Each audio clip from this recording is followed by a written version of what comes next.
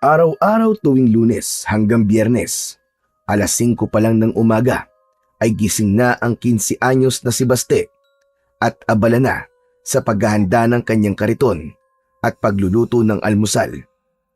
Pagsapit ng alas 6, ginigising na niya ang kanyang kapatid na si Burnok at ang kanyang lola Trinidad para sabay-sabay silang mag-almusal. Bago mag-alas 7, sabay silang umaalis ng kanyang kapatid. Inihahatid niya muna si Burnok sa eskwelahan nito bago siya tumuloy sa basurahan para mangalakal ng basura. Alis na po kami, Lola. Mag-iingat po kayo rito ah. Huwag niyo pong piliting kumilos kung hindi niyo po kaya. Sige. Mag-iingat kayo mga apo ko. Ingatan mo yung kapatid mo ha. Abay, pagsabihan mo ng maigi at balita ko may mga kumukuha raw ng bata ngayon. Opo, La. Palagi ko naman pong sinasabi kay Burnok yun eh. Babay po, Lola. Sige mga apo, babay. Huwag makulit sa klase ha. Mag-aral ka na mabuti para naman masuklian mo ang paghihirap ng Kuya Basti mo. Opo, Lola. Gagalingan ko po para bibilan po ako ng laruan ni Kuya Basti. Di ba, Kuya? Oo na. Abay, mabuti naman kung ganon. Sige na. Lumakad na kayo at baka mahuli ka pa sa klase. Nang marinig ang sinabing yun ng kanyang lola, ay pinasakay na ni Baste si Burnok sa kariton at umalis na sila. Ilang minuto rin nilang binaybay ang kahabaan ng kalsada bago sila nakarating sa tapat ng eskwelahan ni Burnok. Binuhat niya ang kapatid para makababa mula sa kariton at ibinigay niya ang bag at baon nito. Hindi pinansin ni Baste ang ilang mga mata na nakatingin sa kanilang magkapatid. Hindi mahalaga sa kanya kung basura ang tingin sa kanya ng ibang tao. Ang importante, malinis ang trabaho niya kahit galing pa sa basura ang perang pinagkukuhanan nila ng hanap buhay. Burnok, daanan na lang kita ulit mamayang hapon ha. Huwag kang aalis hanggat hindi ako dumarating, okay? Hintayin mo ako. Sabay ulit tayong uuwi ha. Oo naman, Kuya. Basta yung pinangako mong laruan ha. Oo naman, makakalimutan ko ba naman yun?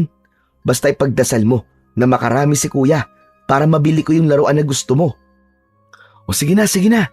Pumasok ka na at baka mahuli ka pa. Hinintay muna niya na tuluyang mawala sa kanyang paningin ang kapatid na si Burnok bago siya umalis. Malapit nang mag-alas 9 nang makarating siya sa basurahan. Kaagad siyang naging abala sa paghahanap ng mga bakal, plastik at bote na pwedeng ibenta. Nang makaramdam siya ng pagkalam ng kanyang sikmura, ay saka lang siya tumigil sa kanyang ginagawa para sandaling kumain. Pritong tuyo at sinangag na kanin ang baon niya ng araw na yon. Dahil kaunti ang baon na pagkain, wala pang kalahating minuto ay tapos na kagad siyang kumain. Binawi niya na lang sa pag-inom ng tubig ang natitirang gutom na kanyang nararamdaman. 5 minuto siyang nagpahinga bago muling sumabak sa init. Pagsapit ng alas 4, nilisan na niya ang basurahan at pumunta naman siya sa junk shop para doon ibenta ang kanyang mga nakuwang bote at plastik. Nang mahawakan ang perang bunga ng maghapon niyang pangangalakal, ay nagtungo naman siya sa palengke para bumili ng ulam at bigas. Saktong alas 5, tinatahak na ni Baste ang daan papunta sa eskwelahan ni Burnok. Bagamat pagod at masakit ang buong katawan, masaya pa rin siya dahil hindi lang pagkain ang kanyang nabili. Nakabili rin siya ng laruan para sa kanyang kapatid. Naabutan niyang hinihintay na siya ni Burnok. Pagdating niya sa tapat ng tarangkaan ng eskwelahan na pinapasukan nito, katulad ng inaasahan, biglang umaliwalas ang mukha ng kanyang kapatid matapos makita ang sasakyang laruan na binili niya. Uy, ayos! Maraming salamat, Kuya Baste!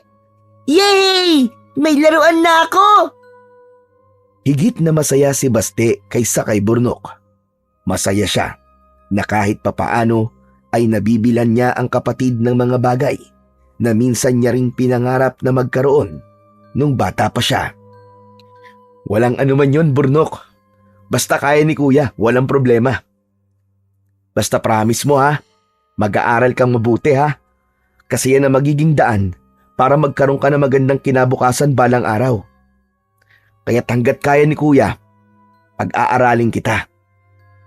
Opo, kuya. Promise. Mag-aaral po ako ng mabuti para po magkaroon na po tayo ng malaking bahay. Tapos, totoong sasakyan na po ang bibilin ko. Hindi na po laruan.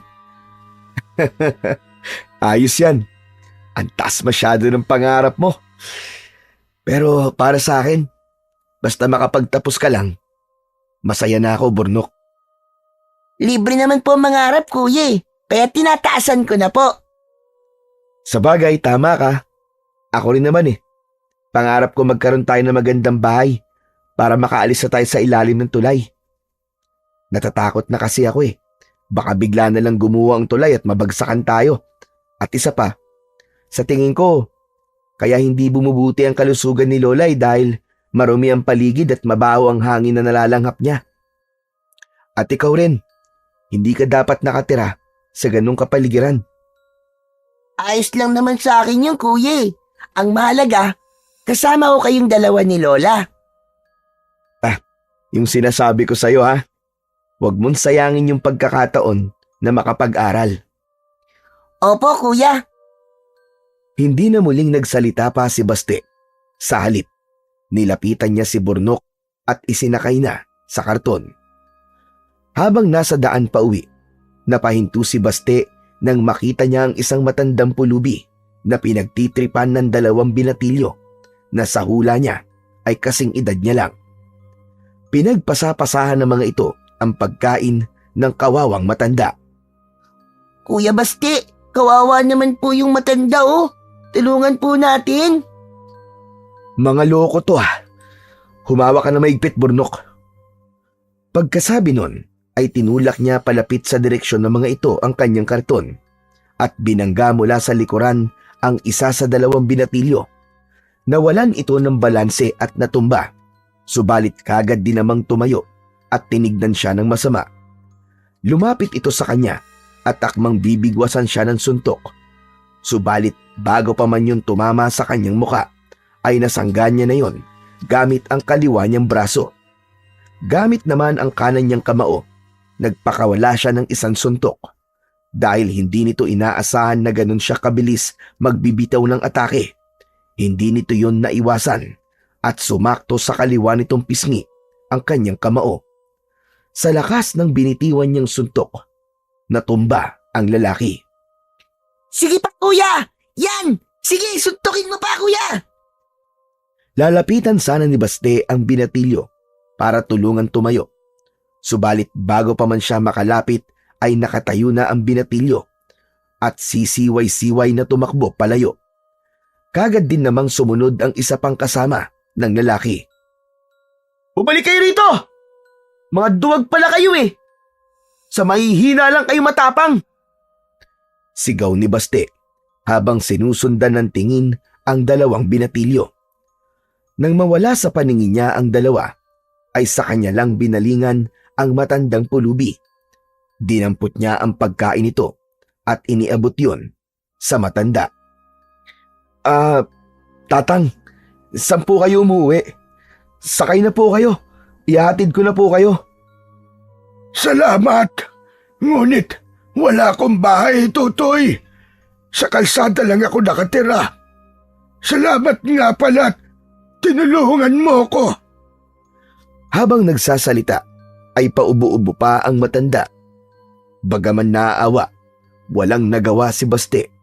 Katulad nito, mahirap din ang buhay nila. Ang kaibahan lang nila, malakas pa ang katawan niya para maghanap ng pera. Samantalang ang matanda ay uugod-ugod na at halatado pang may sakit. Ganun po ba? Wala po ba kayong kamag-anak na pwedeng tuluyan? O kahit kakilala man lang po? Wala, Apo. Matagal na akong mag-isa sa buhay. Kawawa naman po pala kayo, Lolo. Ang lungkot-lungkot po siguro ng buhay nyo. Malungkot, pero sanay naman na ako. Kayo ba? May mga magulang pa ba kayo? Wala na po kami mga magulang. Lola na lang po ang meron kami. Saan kayo pupunta niyan? Magagabi na. Saan ba kayo nakatira? Pauwi na po kami, Tatang. Diyan lang po kami nakatira sa ilalim po ng tulay. Bago lang po ba kayo rito sa lugar namin? Kasi po, parang ngayon ko lang po kayo nakita rito. Oo, Tutoy. Bago lang ako rito. Kanina lang ako napadpad. Galing ako sa ibang barangay. Dito ako dinala ng mga pako habang ako'y naglalakad. Kaya po pala. Sige po, mauna na po kami, Tatang. Baka hinihintay na po kami ng lola namin eh. Sige na. Maraming salamat ulit sa tulong mo. Napakabait niyong bata. Ang swerte ng lola niyo sa inyo. Walang anuman po. Kahit naman po siguro sino, ganun din po ang gagawin. Nagkataon lang po na ako po ang nakakita sa inyo. Mali ka, Totoy. Ikaw lang ang bukod tanging tumulong. Kaya maraming salamat. Mag-iingat kayo. Hindi na muling umimik si Baste. Tumango lang siya bilang pagtugon sa sinabing yun ng matandang pulubi. Nang malampasan na nila ang matanda, hindi niya maiwasang ikumpara ang kanilang sitwasyon sa pulubi na kanilang nakita. Sa kabila ng isang kahid at isang tuka nilang pamumuhay, hindi hamak na mas maswerte pa rin talaga ang kanilang buhay. Kawawa naman po si Lolo, di ba kuya? Oo nga, Burnok. Alam mo, kung mayaman lang talaga ako, tutulungan ko ang mga katulad niya. Hindi ako papayag na merong mga taong titira sa kalsada. Ang kaso kuya, mahirap lang din tayo eh. Yun na nga eh. Kaya kahit gusto kong tumulong, wala akong magagawa. Kasi salat din tayo. Ayos lang yun, Kuya Baste. Maiintindihan naman siguro tayo ni Lolo. Kaya nga, di bale, ipagdasal na lang natin siya mamaya. Ayos ba yon? Ayos na ayos, Kuya Baste. Palagi ko siyang isasama sa mga dasal ko simula ngayon. Mabuti yan. Ako ba, Burnok? Palagi ba akong kasali sa mga dasal mo? Aba, oo naman, Kuya. Number 1 kayo palagi ni Lola sa mga dasal ko. Lagi kong ipinagdarasal na sana palagi kang malakas at hindi magkasakit, Kuya. Tapos ano? Napakunot ang noo ni Baste. Ano? Ano, Burnok? Bakit naman binitin mo pa? Ipinagdarasal ko po na sana hindi ka magsawa po sa pagbuhay po sa amin ni Lola. Saglit na natigilan si Baste sa kanyang narinig. Pambihira ka naman, Burnok, oo. Bakit naman ako magsasawa? Alam ko kasi na sobrang pagod ka na palagi sa paghahanap mo ng pera eh. Alam kong nahihirapan ka na, Kuya Baste. Oo, napapagod ako at nahihirapan. Pero ni minsan, hindi pumasok sa isip ko magsawa, Burnok. Nawawala naman ang pagod ko kapag nakikita kong nakakakain kayo ni Lole.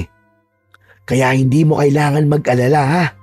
Hindi magsasawa si Kuya na magtrabaho para sa inyo ni Lola. Okay? Maraming salamat, Kuya Baste ah. Napakaswerte ko dahil may kuya akong katulad mo. Ikaw talaga. Binubola mo yata ako eh ha? Hindi kuya, totoo ang sinasabi ko. Inabot ni Baste ang ulo ng kanyang kapatid at ginulo ang buhok nito. Ganun ba? O sige, sabi mo eh. Dahil nalibang sa kanilang pag-uusap, namalaya na lang ni Baste na nakarating na sila sa tapat ng kanilang barong-barong. Una niyang ibinaba si Burnok mula sa kariton bago niya isinunod ang binili niyang bigas at ulam. Pagpasok nila sa loob, naabutan nilang naghihintay ang kanilang lola. Kagad silang lumapit sa matanda at nagbigay galang. Kaawaan kayo ng Diyos, mga apo ko. Bakit pala ngayon lang kayo? Nag-aalala na ako sa inyo. Lola, pasensya na po kung pinag-alala po kayo namin ha. May nangyari lang po kasi sa daan habang pauwi po kami. Aba, ano ba nangyari? Magsasalita na sana si Baste, subalit naunahan siya ng kanyang kapatid na si Burnok. Kasi po Lola, minadaanan po kami matandang pulubi po na pinagtitripan po ng dalawang lalaki. Tapos po, sinuntok po ni Kuya Busti yung isang lalaki. Ayun, bagsak! Ang galing po sumuntok ni Kuya para po siya si Pacquiao. Baste, iho. Totoo ba sinasabi nito kapatid mo ha? Nakipag-away ka? Napakamot sa sariling batok si Baste nang tignan siya ng kanyang lola. Kasi po Lola, tinulungan ko lang naman po yung matanda eh. Nakakaawa po kasi. Hindi ka dapat basta nalang pumapasok sa mga ganyan sitwasyon, apo. Paano kung baliktad ang nangyari? At ikaw o kayo ng kapatid mo nasaktan? Sa susunod, apo, kung kaya mong baliwalain ang sitwasyon, abay baliwalain mo na lang. Hindi nakamamatay ang pag-iwas sa gulo. At isa pa, hindi ka isang bayani. Opo Lola, pasensya na po ulit kung nag-alala po kayo sa amin. Natutuwa ako at meron akong apo na handang tumulong sa kapwa. Pero kayo na lang ang meron ako, mga apo. Kapag napahamak ang isa sa inyo, hindi ko alam ang gagawin ko. Naiintindihan ko po Lola. Hindi na po mauulit. Pasensya na po uli. O siya, magpahinga na muna kayo at magluluto ako. Pagkatapos nilang maghapunan, kagad na pumwesto ang kapatid niyang si Burnok sa tabi ng kanyang lola. Kapag ganon, alam niya na kagad kung ano ang susunod na tagpo. Tumalikod siya sa dalawa at nagtalukbong ng kumot. Pwede ba? Hintayin niyo muna akong makatulog bago kayo magkwentuhan. Sawang-sawa na akong marinig ang pangalan ni Lucio. Ang tinutukoy niyang Lucio ay ang lalaking bida sa kwentong alamat na palaging ikinikwento ng kanyang lola kay Burnok tuwing gabi. At dahil nga gabi-gabi niyang naririnig ang naturang alamat, tanda na niya ang buong kwento. Nung una, interesado rin siyang makinig tuwing nagkikwento ang kanyang lola. Ngunit kinalaunan, unti-unti siyang nagsasawa. Bilib na bilib pa nga siya kay Lucio nung bata pa siya. Gusto niyang maging kagaya nito. Pero ngayon, napagtanto niyang imposible ang lahat at maaaring ang kwento ni Lucio ay isa lamang sa mga kwentong alamat na pambata. Ayon kasi sa kanyang lola, isang manunugis ng aswang si Lucio. 40 taon na ang nakararaan. Nagtataglay umano ang lalaki ng kakaibang lakas at galing sa pakikipaglaban, kung kaya't kinatatakutan ito ng maraming mga aswang. Ngunit isang araw, bigla na lang daw itong naglaho na parang bula ayon sa kanyang lola. Simula umano ng mapatay ng mga aswang ang kasintahan nito, tila nilisan na rin ng lalaki ang mundo. Ayon pa sa kanyang lola, marahil ay nagpakamatay si Lucio matapos ang nangyari. Kung noon, siya ang palaging sabik na marinig ang kwento ng kanyang lola patungkol kay Lucio. Ngayon, si Burnok na. Ang bilis pala ng panahon. Parang kailan lang ay sanggol pa ang kapatid niya. 8 taon na si Burnok.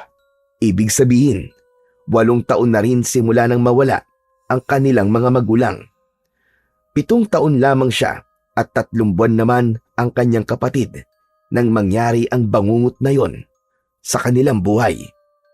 Bangungot na hanggang ngayon kapag naaalala niya ay naroroon pa rin ang sakit at galit niya sa mga taong nasa likod ng pagkamatay ng kanyang mga magulang. 8 taon na nga ang nakararaan. Nagkaroon ng isang malaking sunog sa loob ng Kapitolyo kung saan naroon ang kanyang mga magulang at iba pang mga magulang. Matapos imbitahan ng kanilang mayor, para sa isang pagtitipon. Ayon sa kanyang lola, ang naturang pagtitipon ay patungkol sana sa pabahay na ibibigay ng alkalde para sa mga pamilyang may mahihirap na pamumuhay, kung kaya't kagad na nagtungo roon ang kanyang mga magulang.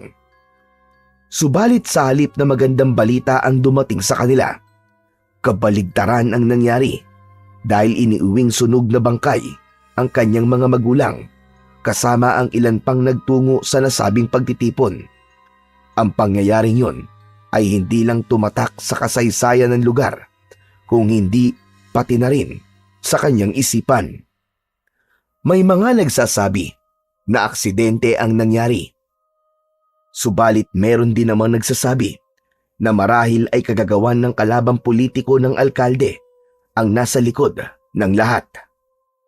Bakit tatahimik ka bigla, Kuya Baste? Nakikinig ka ba sa kwento ni Lola o tulog ka na? Bumangon si Baste sa pagkakahiga at tinignan ang kapatid. Matulog ka na. May pasok ka pa bukas ah. Sige na, Burnok. Matulog ka na, apo. Lola, may tanong lang po ako. Bakit po hindi iniligtas ni Lucio ang babaeng mahal niya? Namatay po ba yung babae? Hindi siya iniligtas ni Lucio dahil yun ang gusto ng babae, apo. Sinabi niya kay Lucio na wag siya nitong iligtas. Nang mga oras kasi na yon, kailangan mamili ni Lucio kung sino ang ililigtas niya. Kung ang mga tao ba o ang babaeng mahal niya. Kung si Lucio ang masusunod, mas gusto niyang iligtas ang babaeng iniibig. Subalit sinabi nito sa kanya na hindi siya nito mapapatawad sa oras na siya ang piliin nitong iligtas. Hala, bakit ganun po? Namatay po ba yung babae, Lola? Marahil po, ay sa tingin ko, yun ang paniniwala ni Lucio kung kaya't simula nun ay bigla siyang naglaho na parang bula. Sa tingin mo po ba patay na po si Lucio, Lola? Hindi ko masabi, apo, pero yun ang pinaniniwalaan ng karamihan. Marahil daw nagpakabatay na rin si Lucio. Ang lungkot po pala ng buhay ni Lucio, Lola. Humikab si Burnok at nahiga sa tabi ni Baste. Inaantok na po ako. Good night, Kuya Baste. Good night po, Lola. Good night, makulit na Burnok. Makalipas ang ilang sandali, tulog na ang kanyang kapatid, subalit siya ay nananatiling gising at pabiling-biling sa higaan. Nang mga oras na yon, ay gising pa rin pala ang kanyang lola.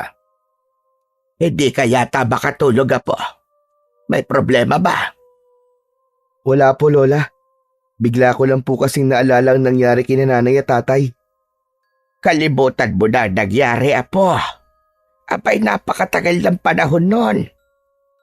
Hindi ko po yata makakalimutan yun, Lola.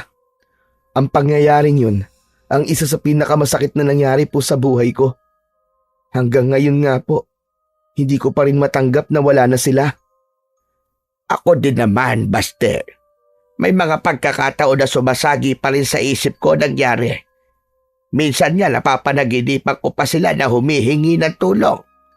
Marahil, hindi pa rin matahimik ang kanilang mga kaluluwa. Sana po dumalaw din po sila sa panaginip ko, Lola. Kahit sa panaginip lang. Gusto ko lang po ulit silang makita at makasama. Miss na miss ko na po sila. Nilapitan siya ng kanyang lola at niyakap. Alam kong mahirap, pero sana tanggapin mo na rin sa puso mo na wala na sila, apo. Hindi na muling nagsalita si Baste. Sa halip, sinariwa niya sa kanyang isip ang masasayang alaala nila ng kanyang mga magulang noong nabubuhay pa ang mga ito. Hanggang sa hindi niya namalayan na tuluyan na pala siyang hinila ng antok. Kinabukasan, maaga ulit na nagising si Baste para gawin ang araw-araw niyang gawain.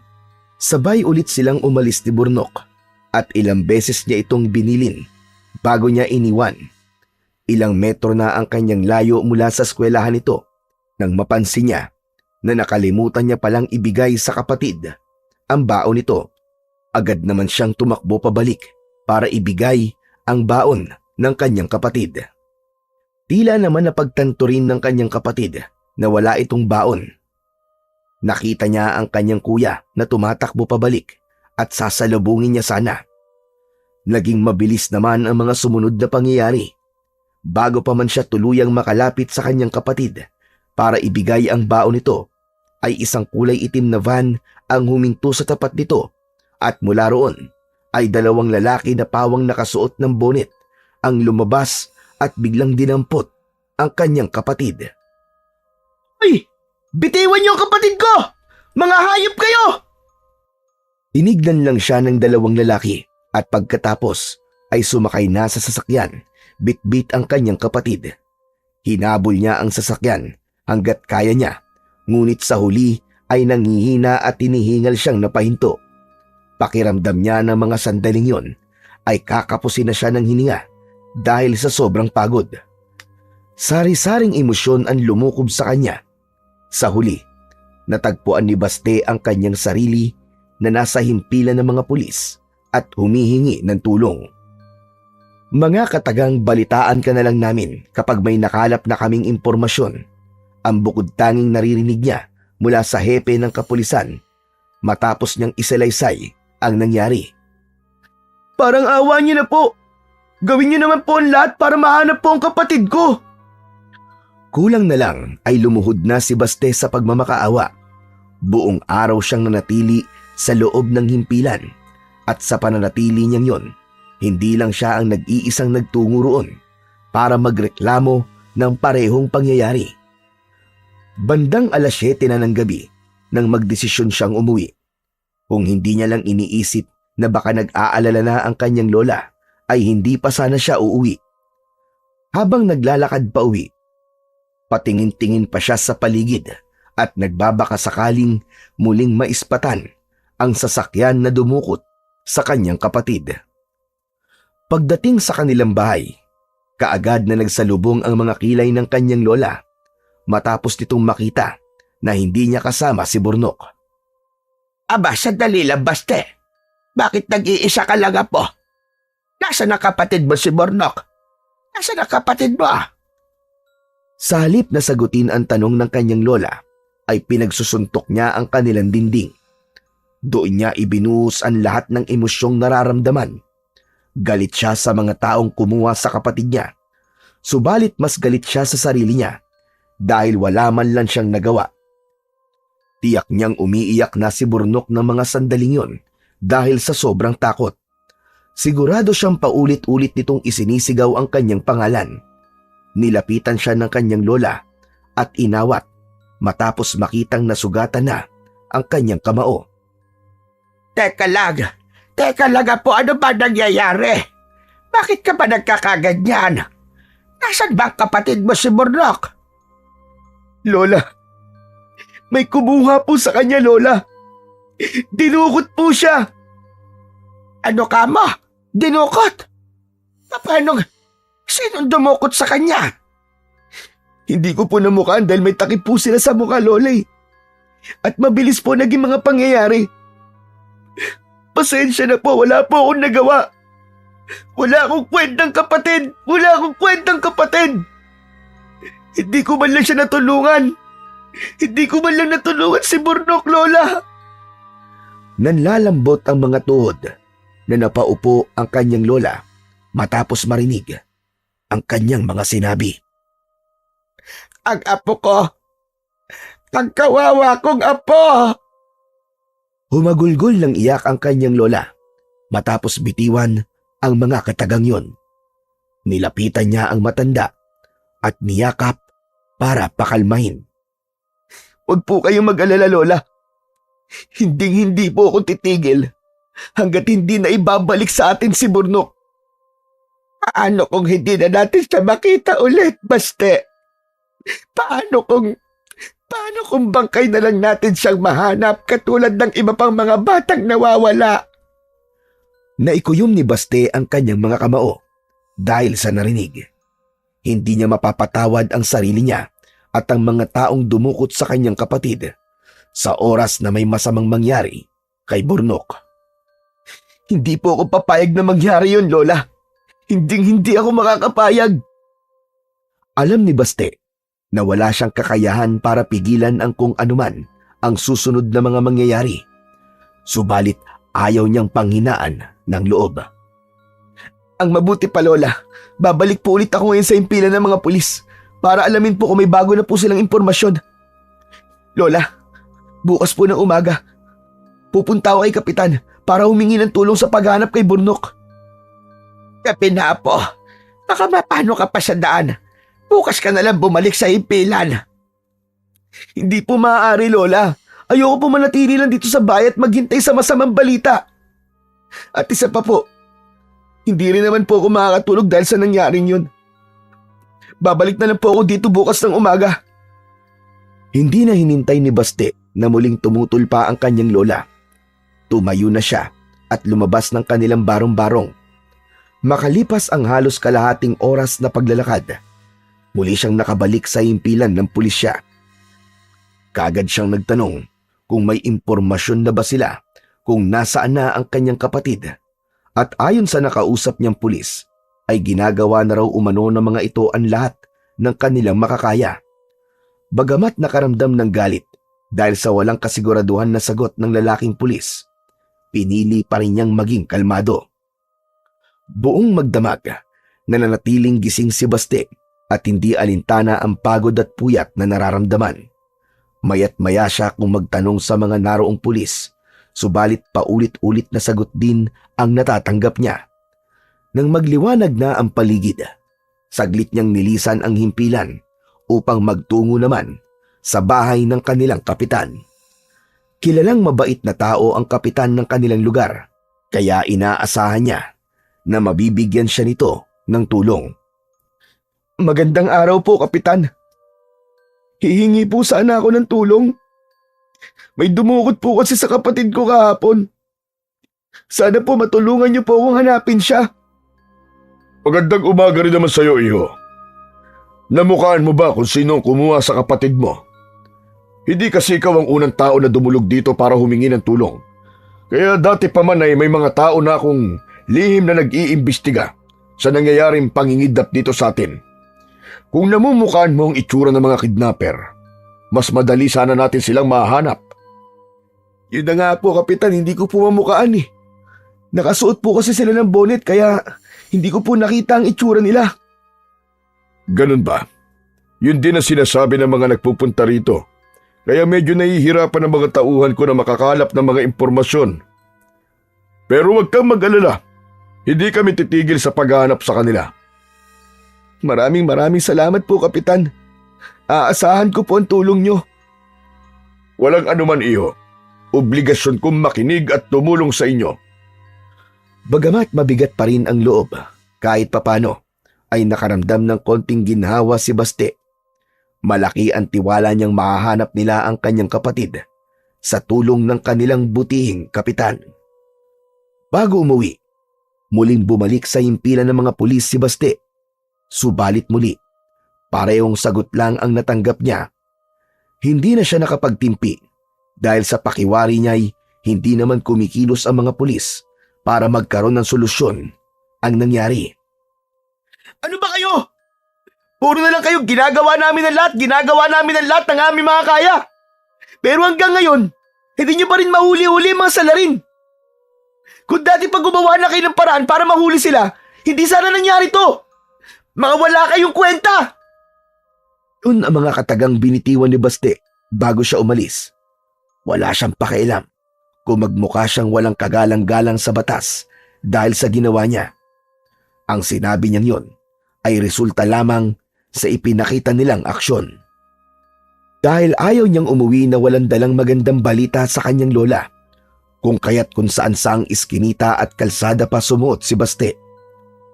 Sa kanyang walang direksyon na paglalakad, nakarating siya sa parke kung saan may mangilang-ilang pamilya na namamasyal. At ang ilan naman ay nagpipiknik. Ngayon niya lang nalaman na may malapit na palang parke sa kanilang lugar. Bahay, palengke, basurahan at junk shop lang kasi ang alam niyang puntahan. Kaagad na sumagi sa isip niya si Burnok. Sigurado siyang matutuwa ang kanyang kapatid kung maipapasyal niya ito sa ganong kagandang lugar. Nang maalala ang kapatid, bumalik sa isip niya ang dahilan kung bakit siya dinala roon ng kanyang mga paa. Sa pagmamasid sa paligid, napukaw ang atensyon ni Baste sa isang lalaki na nakasandal sa isang puno. Maya-maya pa ay nakita niya itong naglabas ng candy at inaalok nun ang isang bata. Nang lumapit ang bata, napansin niyang may kung ano pang sinabi ang lalaki at makalipas lamang ang ilang segundo ay humawak naman ang bata rito at sumama. Walang inaksayang minuto si Baste, kagad niyang sinundan ang dalawa. Binilisan niya ang pagtakbo nang makita niyang papalayo na ang dalawa. Tinalunan niya ang lalaki mula sa likuran at sabay silang bumagsak. Iniharap niya ito sa kanya at inundayan ng dalawang magkasunod na suntok sa magkabilaan nitong pisngi at pagkatapos ay sinakal. Hayop ka! Nasaan ang kapatid ko? Saan niyo siya dinala? Bago pa man siya makatanggap ng sagot, ay may humintong van sa tapat nila at mula roon ay isang lalaking nakabonit ang lumabas at may hawak na patalim. Uundayan siya nito ng saksak, subalit bago pa man dumantay sa kanya ang patalim na hawak nito, ay may biglang humarang. Nagulat si Baste nang makita ang matandang pulubi na minsan niya nang tinulungan. Ang matanda ang sumalo ng saksak na dapat ay para sa kanya. Lolo! Tumayo si Baste at naging maagap sa pagsalo ng akmang babagsak na ang matanda. Sinamantala naman yon ng mga kidnapper. Kaagad na bumangon ang lalaking sinuntok niya at mabilis na sumakay matapos alalayan ng isa pa nitong kasama. Bagamat nanghihinayang, mas inuna niyang alalayan ang matandang pulubi kaysa habulin pa ang sasakyan. Habang naglalakad sila, ay hawak-hawak niya gamit ang kanan niyang kamay ang nakasampay nitong braso sa balikat niya, habang ang kaliwa naman niyang kamay ay nakayakap sa bewang nito at tinatakpan ang sugat nito sa tagiliran. Malapit na po tayo, Lolo. Konting tiis na lang po. Pagdating sa kanila, kagad siyang sinalubong ng kanyang lola, pero nasa kasama niyang matanda ang tingin nito. Aba, ano nangyari, Apo? Sino tong kasama mo? Mamaya ako na po sasagutin ang tanong niyo, Lola. Gamutin niyo po muna ang sugat niya. Tumiretso si Baste sa silid nilang tatlo at inihiga ang matanda sa papag na kawayan. Hinawi niya ang mahaba at puti nitong buhok na tumatabing sa mukha nito bago siya tumayo. Nang lingunin niya ang kanyang lola, ay nakita niya ang pagkabigla sa mukha nito habang nakatingin sa mukha ng matandang pulubi. Bakit po, Lola? Ha? Wala naman, Apo. Nagulat lang ako at nagdala ka ng hindi mo kilala rito sa bahay. Ano pa ang nangyari? Bakit siya may sugat? Lumapit sa matanda ang kanyang lola at sinimulang linisin ang sugat nito. Nakaikwentro ko po kasi kanina yung nangunguha po ng mga bata, Lola. Ako ang dapat na masasaksak, pero bigla po siya sumulpot at tumarang. Aba, ano nangyari, Apo? Nalaman mo ba kung sa dinala ang kapatid mo? Nahuli ba sila? Sunod-sunod na umiling si Baste. Hindi po, Lola eh. Pero wag po kayo mag-alala. Ngayong namumukaan ko na po ang isa sa kanila, madali ko na po silang mahahanap. Sana nga mahuli na sila para makita na rin natin ang kapatid mo. Sobra na talaga ako nag-aalala. Bukas na bukas din po pupunta po ako kay Kapitan para ipaalam po nangyari. Kay Kapitan ko na lang po ipapaubaya ang paghuli sa kanila, Lola. Wala po akong tiwala sa mga pulis. Ikaw ang bahala, Apo. Bakit ka nga pala niya iniligtas? Matagal na ba kayo magkakilala? Ang matandang pulubi ang tinutukoy ng kanyang lola. Hindi po, Lola. Isang beses pa lang po kami nagkita. Natatandaan niyo po ba yung ikinuwento sa inyo ni Burnok na may tinulungan po akong pulubi? Siya po yun, Lola.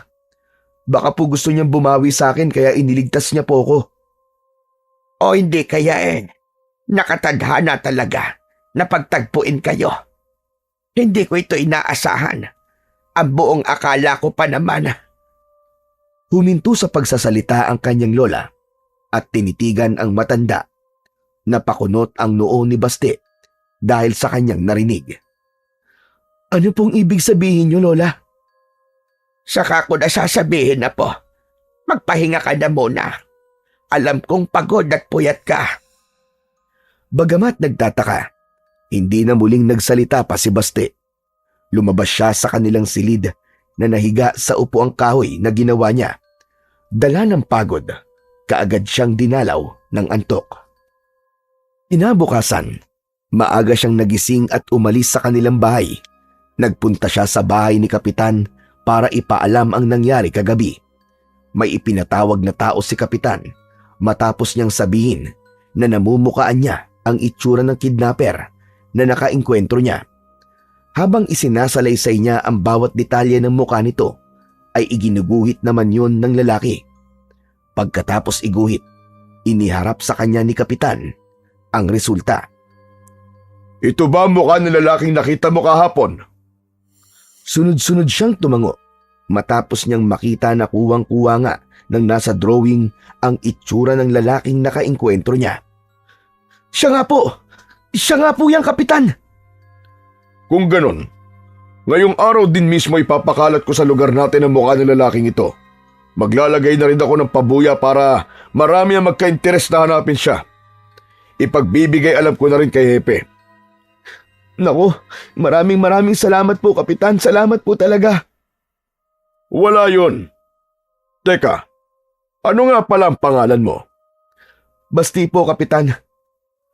Alam mo, Baste, hanga ako sa determinasyon mo na mahanap ang kapatid mo. Nakikita ko sa iyo ang sarili ko. Takot na takot din ako nung nawala sa akin ang mga mahalagang tao sa buhay ko. Siya na lang po kasi ang meron ako, Kapitan. Wala na po kami mga magulang eh. Kasama po sila sa nasawi nung nagkaroon po ng sunog sa Kapitolyo. 8 taong gulang pa lamang po ako nun. Ikinalulungkot ko. Ang aga mo palang naulila sa mga magulang. Pareho tayo. 7 taon lang ako nang mawala ang mga magulang ko. Kaya naiintindihan ko ang nararamdaman mo ngayon. Huwag kang mag-alala. Hahanapin natin ang kapatid mo. Tatanawin ko pong isang malaking utang na loob ang ginawa mong pagtulong sa akin, Kapitan. Sa inyo ko na po ipapaubaya ang paghahanap sa kapatid ko. Bago nagpaalam, ay ilang beses pang nagpasalamat si Baste sa kagalang-galang na kapitan. Sa pagbabakasakali na muling maispatan sa paligid ang mga kidnapper, minsan pang nag-ikot si Baste sa kung saan-saan. Nakarating siya sa tabing ilog kung saan madalas may matagpo ang mga bangkay at biglang bumundol ang kaba sa kanyang dibdib nang makitang may mga nagkakagulo. Mas lalong lumakas ang kabog ng kanyang dibdib nang marinig niya na may bangkay umano ng isang bata na nakitang palutang-lutang sa ilog. Dahan-dahan siyang naglakad palapit sa mga taong nakikiusyoso at nakipagsiksikan. Bang papalapit ay paulit-ulit siyang nagdarasal na sana mali ang tumatakbo sa kanyang isip.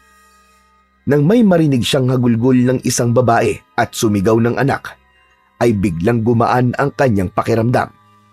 Gayunpaman, nakaramdam pa rin siya ng awa para sa bata at sa nanay ng biktima. Kalunos-lunos ang itsura ng nasabing bangkay at halos hindi niya na yun magawang tignan ng matagal. Sobrang hindi makatarungan ang ginawa nila sa bata. Wakwak ang dibdib nito at kinuha ang puso. Biglang nanghina ang mga tuhod ni Baste dahil sa isiping posibleng ganun din ang kahantungan ng kanyang kapatid. Hanggang makauwi si Baste ay laman pa rin ng kanyang isipan ang nakitang bangkay. Matagal niya nang nababalitaan ang tungkol sa mga batang kinikidnap at natatagpo ang patay, subalit ngayon lang niya nalaman na ganun pala kabrutal. Aba, Baste, bakit parang pinagsakluban ng langit at lupa ang mukha mo, apo? May balita na ba kay Burnok? Wala pa rin po, Lola, pero kumikilos na po si Kapitan para mapadali na po ang paghahanap. Abay, magandang balita yan. Lalo na't kilalang tao si Kapitan at maraming koneksyon. Oo nga po eh. Kaya nga po, sobra po ako nagpapasalamat sa kanya. Kung nagkausap na pala kay ni Kapitan tungkol sa paghahanap kay Burnok, abay bakit ka malungkot, Apo? Lola, may natagpuan na naman po kasing bangkay ng isang bata sa tabing ilog. Natakot pa nga po ako nung una, Lola dahil akala ko nga po si Burnok na. Grabe, Lola. Tinanggalan nila ng puso yung bata. Hindi na po sila naawa. Halang ang kaluluwa ng mga ganong tao, Apo. Walang ibang mahalaga sa kanila, kundi ang kumita ng salapi. Totoo po ba talaga na ibinibenta nila ang lamang loob na nakukuha nila sa mga bata? Napakasama po nila. Para silang mga demonyo. Pumapatay sila ng mga walang kalaban-laban para lang sa salapi. Tama ka, Apo. Kaya mahirap puksain ang ganyang krimen. Malaki kasi ang posibilidad na mga kilalang personalidad din ang utak ng sindikato niyan. Kasangkapan lamang nila yung mga nangingidnap. Natatakot po ako, Lola. Paano kung mamaya o bukas bigla na lang nating mabalitaan na wala na nga si Burnok? Huwag kang panghinaan ng loob, Apo. Ngayon ka pa ba mawawalan ng pag-asa kung kailan tinutulungan ka na ni Kapitana? Tama kayo, Lola. Hindi dapat ako mawalan ng pag-asa. Hindi ko dapat biguin si Burnok. Alam kong hinihintay niya ako na iligtas siya sa bangungot na pinagdaraanan niya ngayon. Dapat makabalik siya sa atin kagad, Apo. Hindi natin hawak ang posibleng mangyari sa kanya sa mga susunod na araw. Musta po pala si Lolo? Kumusta po ang sugat niya? Sinadyang baguhin ni Baste ang kanilang usapan dahil masyado na siyang nagiging emosyonal. Ayos na ang lagay niya, Apo. Nawalan lang siya ng malay kagabi habang tinatahi ko ang sugat niya. Nagkamalay na po ba siya ulit? Oo, Apo. Pero sinabihan ko siya magpahinga na muna. Huwag mong pilitin bumangon at baka matanggal ang tahi niya. Teka, Apo. Hindi ka pa kumakain simula kahapon. Baka naman mapabayaan mo na ang katawan mo niyan. Kumain ka na muna, Apo. Maupo ka at ipaghahain kita. Hindi pa naman po ako gutom, Lola. Iidlip na lang po muna ako. Sigurado ka? Opo. O sige, ikaw ang bahala. Kumain ka mamaya kapag nagutom ka, ha? Tumango lang si Baste at nahiga na sa upuan. Dahil marahil sa pagod, kagad siyang nakatulog. Bandang 10:00 ng gabi, nagising si Baste. Nakarinig siya ng kaluskos mula sa labas. Lalapit sana siya sa pinto para silipin kung ano ang ingay na yon. Subalit nagulat siya dahil bigla yung bumukas. Mistulang ipinako sa kanyang kinatatayuan si Baste nang makita ang kakilakilabot na nilalang na nakatayo sa labas ng pinto. Humakbang ito papasok at akmang susuguri na sana siya, subalit bigla rin itong natigilan matapos makitang lumabas sa kanilang silid ang kanyang lola at ang matandang pulubi. Napuno siya ng pagtataka nang makita niyang tila nahihintakutan itong tumakbo palabas at naglaho sa dilim. Nakita niyo ba yun, Lola? Nakita niyo? Aswang yun, hindi ba? Bakit parang bigla siyang natakot sa inyo? Aswang nga yun, Apo. Hindi ko alam na may aswang din pala sa lugar na ito. Muntik ka na ron, Apo. Oo nga po, Lola. Mabuti na lang po at lumabas kayo. Parang natakot po bigla sa inyo eh. Hindi sa akin, Apo. Dito kay Ambu siya natakot. Patunay lamang yon. Nakilala pa rin nila kung sino ang dapat nilang katakutan. Nagtaka si Baste sa kanyang narinig. Ano po, Lola? Ano pong ibig niyo sabihin? Sasagutin ko ang tanong mo na yan sa isang kondisyon. Ano pong kondisyon? Sa halip na sagutin ang tanong niya, ay kumuha ng plato ang kanyang lola at nilagyan yon ng pagkain at pagkatapos ay sinenyasan siyang maupo. Ikikwento ko sa iyo ang lahat habang kumakain ka, Apo. Hindi makapaniwala si Baste sa kanyang mga nalaman matapos marinig ang mga isiniwalat ng kanyang lola. Hindi na niya nagawa pang tapusin ang kinakain niya at nakinig na lang siya rito. Ayon sa kanyang lola, ang matandang pulubi na minsan niyang tinulungan ay walang iba kung hindi si Lucio, ang lalaking manunugis ng aswang sa kwentong alamat na palaging ikinikwento ng kanyang lola sa kanila ni Burnok. Hindi ito nagpakamatay o namatay. Ayon dito, pinili nitong talikuran ang pagiging manunugis matapos itong mabigo na iligtas ang babaeng iniibig na walang iba kung hindi ang kanyang lola. Ang buong akala pala nito ay namatay nung gabi rin na yon ang lola niya, kaya masyado itong nalungkot at sinisi ang sarili sa nangyari. Paano ka nakaligtas nung gabing yun, lola? Binigyan nila ako ng pagkakataon na tumakbo. Kaya sinunggaban ko kagad ng pagkakataon na yon. Kahit alam kong malabo kung makatakas dahil lubha silang mabibilis. Nakarating ako sa tapat ng isang malalim na bangin at doon ako nakakita ng konting pag-asa dahil naririnig ko na tubig ang nasa ibaba. Tumalon ako, bumagsak sa tubig at tinangay ako ng agos hanggang sa nawalan ng malay. May nakakita sa akin sa gilid ng isang batis at tinulungan ako. Ang hirap po pala ng mga pinagdaanan nyo para makaligtas, lola. Tama ka, apo. At habang nagpapagaling, nakarating sa akin ang balitang bigla na lang naglaho ang lolo mo. Agakala ko wala na siya. Kaya naman, labis kong dinamdam yon.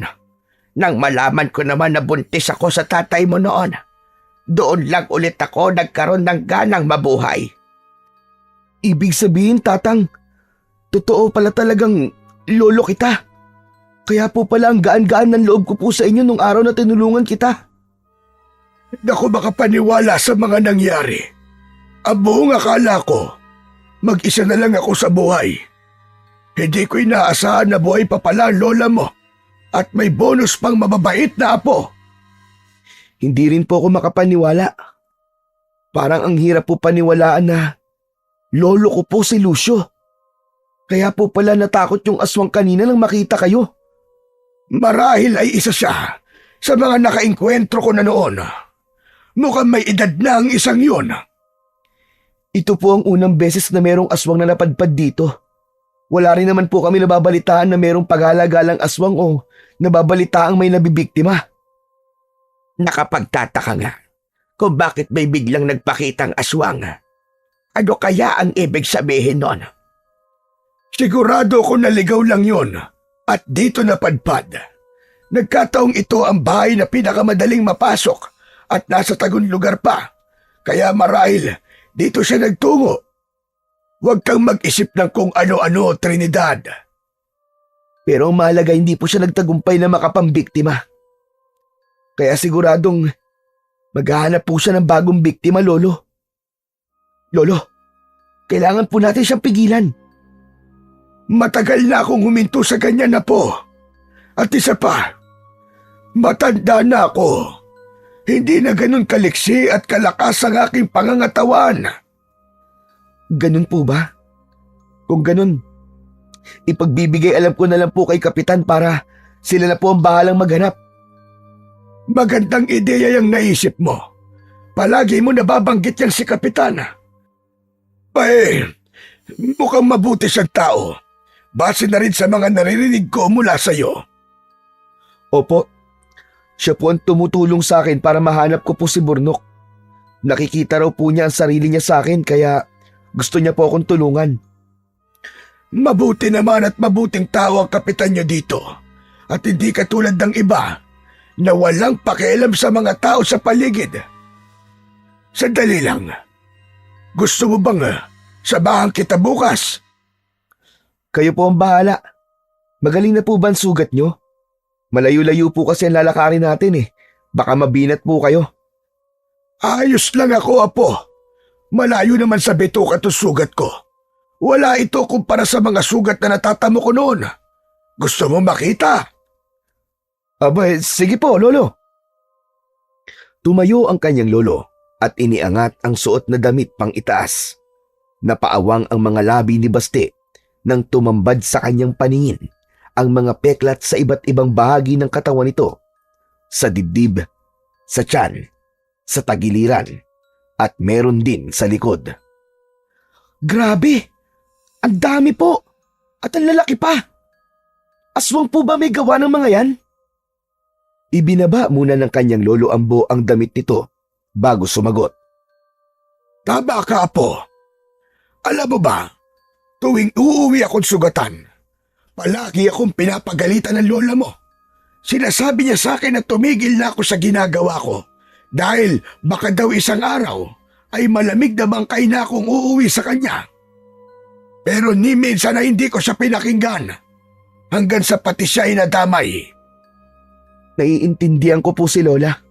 Kahit po siguro ko ganun din po ang sasabihin ko. Lalo na kung nakikita ko po nasasaktan na kayo. Teka, bakit niyo po ba ginustong maging manunugis ng mga aswang, Lolo? Dahil yun ang nakatadhana para sa akin na po. Ang tatay ng tatay ko, ang kauna-unahang manunugis. Sumunod ang tatay ko at ipinasa naman sa akin. Ah, ganun po pala. Sayang at wala po si Burnok. Gustong-gusto niya pong makinig sa mga ganitong kwento eh. Biglang nalungkot si Baste nang maalala ang kanyang kapatid na si Burnok.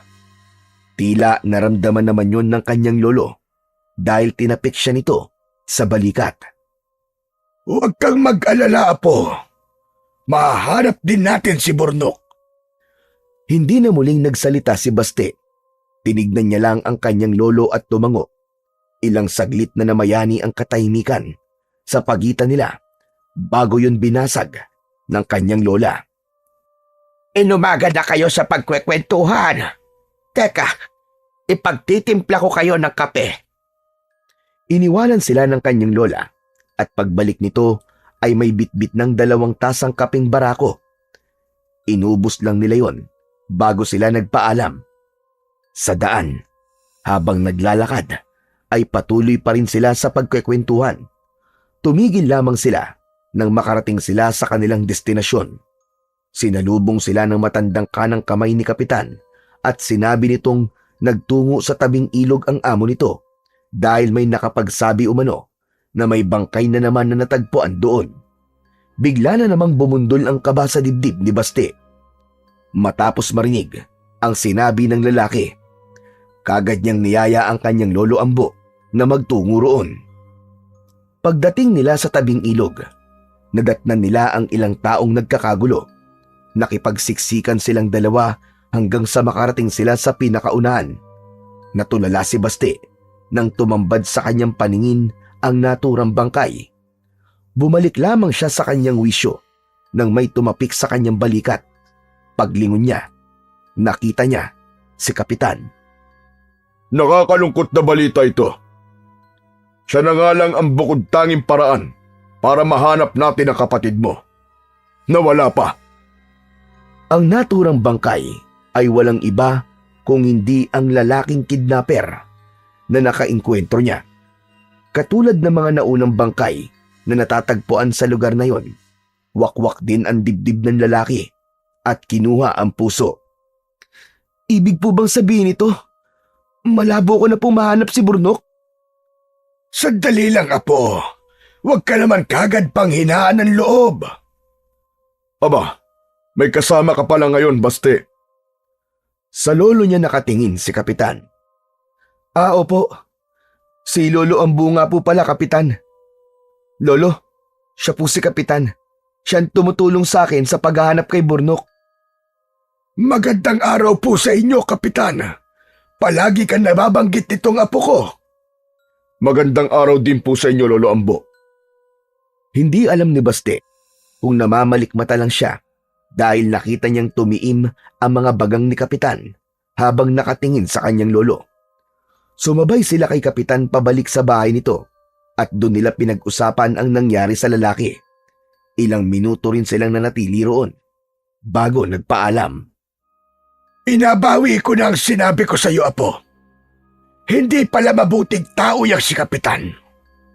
Mag-iingat ka sa kanya, Apo. Huminto sa paglalakad si Baste at nagtatakang tumingin sa kanyang lolo. Ano po? Teka, ano pong ibig niyo sabihin, Lo? Isa siyang aswang. Silang dalawa ng lalaking unang humarap sa atin nang dumating tayo sa bahay niya. At sa tingin ko, yung aswang na sumugod kagabi ay walang iba kung hindi yung matandang lalaki na yon. Nabigla si Baste sa kanyang narinig at ilang saglit na natulala bago muling nakapagsalita. Teka, Lolo. Ang hirap po atang paniwalaan ang mga sinasabi niyo. Aba, mabuting tao po si Kapitan. Kaya malabo po yung sinasabi niyo. Hindi po siya aswang, Lolo. Hindi ako pwedeng magkamali, Baste. Ang mabuti pa po, bilisan na po natin. Mukhang uulan eh. Baka maabutan po tayo. Saktong pagdating nila sa bahay, ay saka naman bumuhos ang malakas na ulan at may kasama pang kulog at kidlat. Dahil doon, naalala na naman niya si Burnok. Takot ang kapatid niya sa kidlat. Palagi itong nagtatago sa likod niya tuwing kumikidlat. Kung minsan pa nga, ay umiiyak pa. Saan ka pupunta, Apo? Abay, ang lakas ng ulan ah. Tanong sa kanya ng kanyang lola nang makita siya nitong tumayo at lumapit sa pintuan. Hahanapin ko po si Burnok, Lola. Yun lang ang naging tugon niya at lumabas na siya. Sinugod niya ang malakas na ulan at hindi alintana ang kidlat. Narinig niyang ilang beses siyang tinawag ng kanyang lola, subalit hindi siya nag-abalang lumingon. Una siyang nagtungo sa himpilan ng mga pulis. Nagbabaka sakaling may magandang balita siyang marinig. Subalit ganun pa rin ang naging tugon sa kanya ng hepe. Sunod siyang nagpunta sa parke, sa palengke at kung saan-saan pa. Sa huli, natagpuan ni Baste ang kanyang sarili sa tapat ng bahay ni Kapitan. Oh, Baste! Aba, napasugod ka, gabi na. Halika, pasok. Bakit ka nagpapaulan? Pasensya na po, Kapitan, kung nandito po ulit ako. Hindi po ba may mga tao kayo na naghahanap po kay Burnok? Gusto ko po sanang tumulong sa kanila sa paghahanap. Hindi nakaligtas sa mga mata ni Baste na tila natigilan ang Kapitan sa sinabi niyang yon.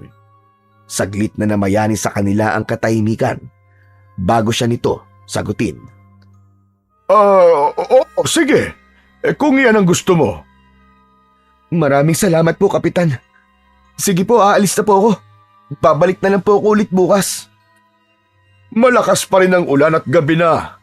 Dito ka na lang magpalipas ng buong magdamag. Hindi na po, Kapitan. Baka po kasi nag-aalala po ang lola ko sa akin eh.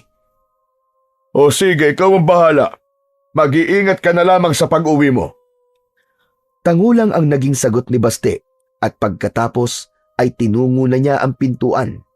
Pagbukas niya ng pintuan, laking gulat ni Baste nang makitang may aswang na nakatayo roon.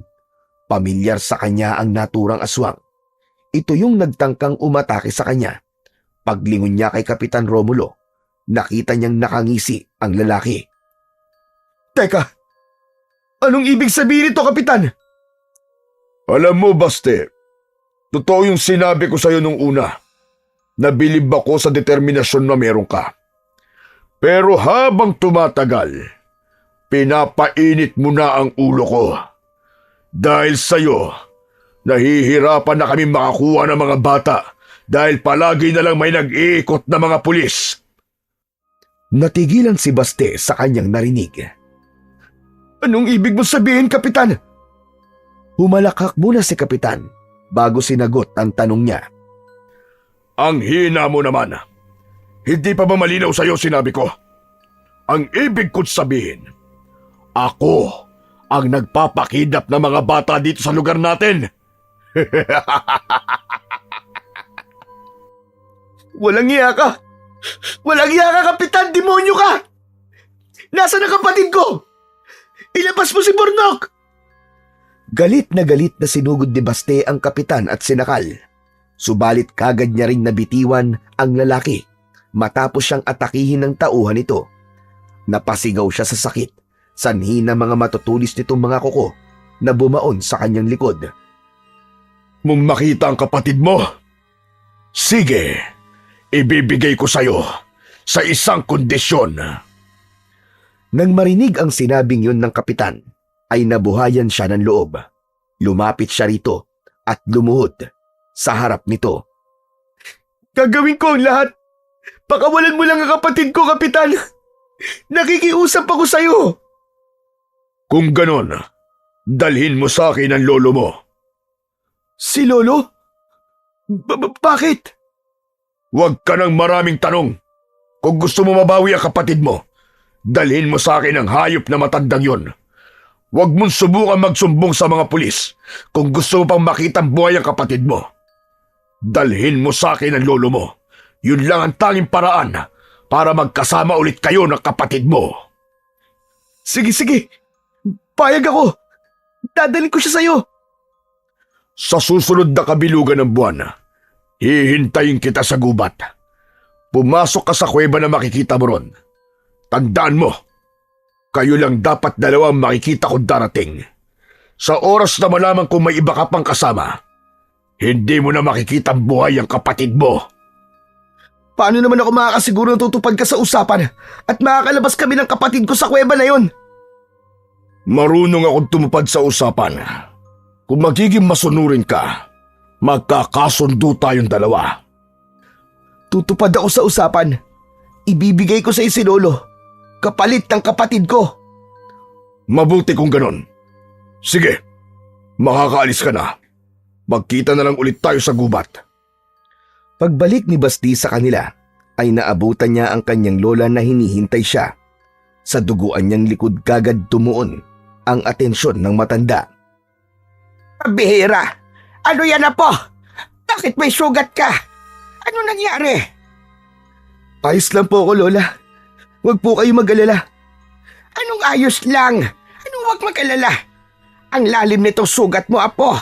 Teka, may nakikwentro ka bang aswang? Kalmot na mahabang kuko ito Si Kapitan ba may gawa niyan? Sinabihan na kitang mag-iingat ka sa kanya. Ano ka mo? Si Kapitan? Bakit naman siya sasaktan ni Kapitan? Nagkamali po ako ng akala kay Kapitan, Lola. Hindi po siya mabuting tao. Isa siyang aswang na nagpapanggap lamang na mabuting kapitan. Hawak niya po si Burnok, Lola. Ano? Ano nangyari yon? Teka, kung ganyan pala, bakit hindi natin isumbong sa mga pulis ang hayop na kapitan na yan? Hindi pwede, Lola. Pinagbantaan niya po ako na papatayin niya ang kapatid ko sa oras na magsumbong ako sa mga pulis. May ibinigay po siya sa aking kondisyon. Kapag ginawa ko raw po yun, makakauwi po ng ligtas si Burnok. Anong kondisyon na po? Ka naman buhay mo ang kapalit. Gusto niya pong daling ko sa kanya si Lolo Ambo. Hindi ko po alam kung bakit pero ang laki po ng galit niya sa'yo, Lolo. Pumayag ka ba sa kondisyon niya? Baka hindi po ako makalabas ng buhay sa bahay na yun kundi po ako sasang-ayon, Lola. Nabalak mo ngayon. Pambihira. Ano yon? Ibibigay mo ang lolo mo sa kanya? Nilapitan siya ng kanyang lola at sinimulan nitong linisin at tapalan ng halamang gamot ang kanyang mga sugat. Hindi ko alam, Lola. Gusto kong mailigtas si Burnok. Pero hindi rin naman po kaya ng konsensya ko na ilagay sa panganib ang buhay ni Lolo. At isa pa, duda ako sa sinasabi ni Kapitan na makakalabas pa kami ng buhay ni Burnok sa kuweba na yun. Kung ganon, ay kailangan mong pag-isipang mabuti kung ano ang dapat mong gawin, Apo. Opo, Lola. Sa susunod pa naman po na kabilugan ng buwan yun. Sana po, may maisip pa akong ibang paraan. Nang gabing yon, naging mailap ang antok kay Basti. Dahil na rin siguro sa balisa niyang isipan, hindi niya alam kung ano ang dapat niyang gawin. Parehong mahalagang tao sa kanya si Burnok at ang kanyang lolo, kaya hindi niya kakayanin kung isa sa kanila ang mawala. Basti, Apo. Gising ka pa ba? Opo, Lolo. Bakit po? Bumangon ang kanyang lolo at lumapit sa kanya. Hindi ka ba nagtataka kung paano ako naging manunugis noon? Sa pagkakaalam ko po, malakas kayo at magaling makipaglaban, Lolo. Yun po kasi ang kwento ni Lola sa amin. Tama ka, Apo. Pero maliban doon, meron din akong gabay. Gabay? Ano po yun, Lolo? Sa halip na sagutin ang tanong niya, ay may dinukot ang kanyang lolo sa bulsa nito. Isa yung pulang tela. Nang buklatin nito yon, ay tumambad sa paningin niya ang isang kwintas na may palawit na tila maliit na sungay na kulay itim. Ito ang tinutukoy ko. Mutya ang tawag sa ganito. Maraming ibang uri ng mutya. Ang isang ito ay galing sa pangil ng toro. Marahil ay nagtataka ka kung paano ko nalampasan ang mga sugat na natamo ko sa bawat aswang na nakakalaban ko. Dahil yon sa mutya na ito, binibigyan ka nito ng karagdagang lakas at bilis. May mabisang kapangyarihan din itong taglay na pangontra sa kahit na anong itim na mahika, katulad ng kulama at barang. Bakit hindi niyo na po isinusuot, Lolo? Simula kasi ng talikuran ko ang pagiging manunugis, ay hinubad ko na ito at hindi na muling isinuot pa. Simula rin noon, nagbulag-bulagan at nagbingi-bingihan na ako sa mga taong nangangailangan ng tulong. Binalak ko ang itapon na lang ito noon dahil wala naman akong anak na pwedeng magmana.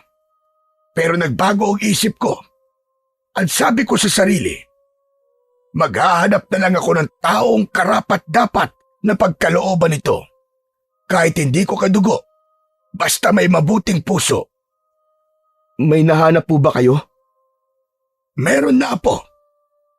At walang iba, kundi ikaw. Simula nung gabing tinulungan mo ko, alam ko na kagad na nahanap ko ng susunod na tagapagmana ng mutya. Alam mo bang, peke lang ang tagpo na yon. Kasabwat ko sila. Gusto ko lang subukan kung tutulungan mo ko. Totoo po ba, Lolo? Bakit niyo naman po ako gustong subukin? Gusto ko lang tiyakin kung may mabuti kang ang kalooban at handang tumulong sa iba. At hindi nga ako nagkamali. Kaya simula noon, ikaw na ang napili kong maging tagapagmana. Ganun po ba?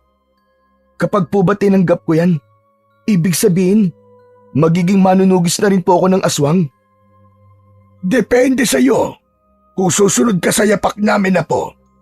Ako kasi, dumaan talaga ako noon sa matinding pagsasanay bago naging isang ganap na manunugis ng aswang. Bata pa lang ako, sinasanay na ako ni tatay sa pakikipaglaban. Malalakas kasi ang mga aswang, lalong-lalo na kapag kabilugan ng buwan. Kung kakalabanin mo sila, hindi sapat na malakas ka lang. Dapat may alam ka rin sa pakikipaglaban. Gusto ko pong talunin si Kapitan, Lolo. Hindi lang para mailigtas ko si Burnok, kung hindi para na rin matigil na ang mga ginagawa niya. Marami na siyang nabiktimang mga bata. Ang akala po ng karamihan, sindikato nasa likod ng mga pangingidnap dahil puso po ang kinukuha sa mga kawawang biktima. Pero aswang pala. Hindi ko alam kung ano ang pakay niya sa akin, pero handa akong sumama sa iyo, Apo. Wag na po, Lolo. Sigurado ako na panganib po naghihintay sa inyo doon. Ako na lang po mag-isa ang pupunta. Bahala na po kung anong mangyari. Tanggapin mo ito, Apo. Tutulungan ka nito na magtagumpay ang anumang nais mong gawin. Matanda na ako, kaya ikaw na ngayon ang bago nitong tagapangalaga. Hindi na tumutol pa si Baste nang isuot sa kanya ng kanyang lolo ang kwintas na may palawit na mutya ng pangil ng toro. Kaagad nakaramdam siya ng kakaiba sa kanyang katawan. Parang may kung anong boltahe na biglang dumaloy sa kanyang mga ugat. Napangiwi si Baste nang biglang sumigid ang kirot ng sugat niya sa likod. Ilang segundo rin ang itinagal ng sakit bago yun tuluyang nawala. Pinakiramdaman niya ang kanyang sarili at hindi siya makapaniwala nang mapagtanto niyang biglang naghilom ang kanyang sugat. Lolo, Gumaling na po agad ang sugat ko. Oo, apo. Isa yan sa kakayahan na meron ng mutya. Kaya nitong padaliin na gumaling ang mga sugat mo sa katawan. Nasiyahan si Baste sa kanyang narinig. Bigla siyang nagkaroon ng pag-asa na matalo si Kapitan. Buo na ang desisyon niya. Haharapin niyang mag-isa ang lalaki at babawiin niya ang kanyang kapatid. Hanggang sa sumapit na nga ang kabilugan ng buwan, ang itinakdang araw ng kanilang pagkikita. Sigurado ka na ba talaga sa desisyon mo, apo? Magsumbong ka na lang kaya sa mga pulis para tulungan ka nila. Hindi pwede, Lola. Maigpit niyang ibinilin sa akin na wag ako magsusumbong o magsama ng pulis. At isa pa, kung magsasama ako ng mga pulis, siguradong mapapahamak lang silang lahat. Natatakot ako sa gagawin mo, apo. Paano kung hindi na kayo makabalik ng kapatid mo? Gusto ko mailigtas siya. Pero kung wala namang kasiguraduhan na makakauwi kayong dalawa, mas mabuti pa siguro na wag ka na lang tumuloy. Dito ka na lang, apo. Hindi po pwede. Kailangan ko pong pumunta ron. Ito na po ang pagkakataon ko na makita ang kapatid ko. Alam ko pong matagal niya na akong hinihintay. Pasensya na po, Lola. Pero hindi niyo na po ako mapipigilan. Bago siya lumabas ng kanilang bahay, ay nilapitan niya muna ang kanyang lolo. Lolo Ambo, ikaw na po muna ang bahala kay Lola. Kapag sumapit po ang bukang liwayway na wala pa kami, umalis na po kagad kayo dito. Sige, apo. Mag-iingat ka. Umalis si Baste, na tanging bitbit lamang ay isang patalim na itinago niya sa kanyang likuran. Dahil malayo ang gubat at malawak ang loob nito, gabi na nang mahanap ni Baste ang kuweba na tinutukoy ni Kapitan. Ilang minuto rin siyang naglakad papasok bago niya marating ang pinakadulo. Kuya! Kuya Baste! Kuya Baste, tulungan mo ako! Kaagad na hinanap ni Baste kung saan nanggagaling ang boses na yon ng kanyang kapatid. Pagtingin niya sa kanang bahagi, nakita niya si Burnok. Nakakulong ang kanyang kapatid sa isang kulungan na gawa sa kahoy. Burnok! Burnok, ayos ka lang ba? Huwag ka mag-alala. Nandito si Kuya. Kuya! Tulungan mo ako! Natatakot ako! Ayoko na rito, Kuya! Oo, si Kuya ang bahala sa iyo. Ililigtas kita. Humakbang palapit si Baste. Subalit bago pa man siya tuluyang makalapit, ay humarang sa daan niya ang isang aswang. Napaatras siya at inihanda ang sarili sa gagawin nitong pagsugod. Sumulpot mula sa kung saan si Kapitan at dito tumuon ang atensyon niya. Bakit mag-isa ka lang? Nasaan ang lolo mo? Hindi ba may kasunduan tayo? Nandito ako! Natigilan si Baste matapos niyang marinig ang boses na yon ng kanyang lolo mula sa likuran. Hindi niya inaasahan na sinundan pala siya nito. Mabuti naman at nandito ka. Alam mo na marahil ang dahilan kung bakit kita pinadala rito. Iyan nga ang dahilan kung bakit ako sumama. Gusto kong malaman kung ano ang kailangan mo sa akin. Biglang humalakhak ng malakas si Kapitan at pagkatapos ay tumingin kay Baste. Ano pang hinihintay mo? Kunin mo na ang kapatid mo at lumabas na kayo rito. Tumingin si Baste sa kanyang lolo at nang makita niya itong tumango ay kagad siyang lumapit kay Burnok. Pinakawalan niya ang kapatid mula sa kulungan at binuhat palabas ng kuweba. Malalaki ang mga akbang niya habang tumatakbo palabas. Wala siyang balak na iwan sa loob ang kanyang lolo kasama si Kapitan. Pagdating sa labas, ibinaba niya si Burnok sa isang tagong parte ng gubat. Burnok, dito ka lang ha. Huwag kang aalis dito kahit na anong mangyari. Babalikan ko lang si Lolo. Opo, Kuya. Babalikan ka ni Kuya ha. Pinapangako ko sa'yo. Niyakap muna ni Baste ang kanyang kapatid bago niya ito iwan. Pagbalik niya sa bukana ng kuweba, sinalubong na siya ng aswang na kanang kamay ni Kapitan. Inilabas ni Baste ang tinatago niyang patalim at naghanda sa pag-atake. Nang sugurin siya nito at biglang sunggaban, ay nagulat siya sa taglay nitong lakas. Hindi niya yun napaghandaan kung kaya't bumagsak siya at napaibabawan siya nito. Gamit ang isa niyang kamay, pinigilan niya ang mukha nito na huwag makalapit upang hindi siya masakmal sa leeg. Ang isa naman niyang kamay ay abala sa pagkapa sa patalim na nabitiwan niya nang matumba siya. Sa halip na patalim, isang bato ang nahawakan ng kanyang kamay. Agad niya yung dinampot at ilang beses na ipinukpok sa ulo ng aswang. Tumigil lamang siya nang malugmok na ito sa ibabaw niya. Itinulak niya ang katawan nito at nagmamadali siyang bumangon. Subalit bago pa man siya makakakbang palayo, ay muli itong nagkamalay at hinawakan siya sa isang paa. Nawalan siya ng balanse at muling natumba. Gamit ang isa niyang paa, paulit-ulit niyang sinipa ang muka ng aswang. Sa kabila ng ginawa niya, hindi pa rin siya nito binitiwan. Nang makita ni Baste ang kanyang patalim sa hindi kalayuan, ay kagad niya yung dinampot at walang pagdadalawang isip na itinarak sa ulo ng aswang. Nang matiyak niyang wala na itong buhay, ay saka lang siya tumayo. Hinugot niya muna ang patalim sa ulo ng aswang at pagkatapos ay mabilis na tumakbo papasok sa loob ng kuweba. Doon, naabutan niya si Kapitan Romulo na sinasakal ang kanyang lolo. Halata sa itsura ng matanda na matindi na ang pinagdaanan nitong hirap sa kamay ni Kapitan dahil duguan na ang mukha nito. Parang may sariling isip ang kamay niyang may hawak na patalim. Kusang kumilos yun at inihagis ang kutsilyo sa direksyon ng aswang. Tumama yon sa likuran ni Kapitan, dahilan para maagaw niya ang atensyon nito. At talagang bumalik ka pa. Naging mapagbigay na nga ako sa iyo at binigyan kita ng pagkakataong mabuhay. Pero sinayang mo lang bata. Ngayon, sabay kayong mamamatay ng lolo mo sa mga kamay ko. Pagkasabi nun ay sinugod siya nito. Nagtaka si Baste dahil sa kabila ng mabilis na mga ginawang pag-atake ni Kapitan sa kanya, ay nagagawa niyang ilagan yun. Lahat ng suntok na pinakawalan nito ay wala man lang tumama sa kanya. Tila nahuhulaan niya ang bawat galaw ng mga braso nito. Sa huli, natagpuan ni Baste ang kanyang sarili na nagpapakawala ng isang suntok gamit ang kanan niyang kamao.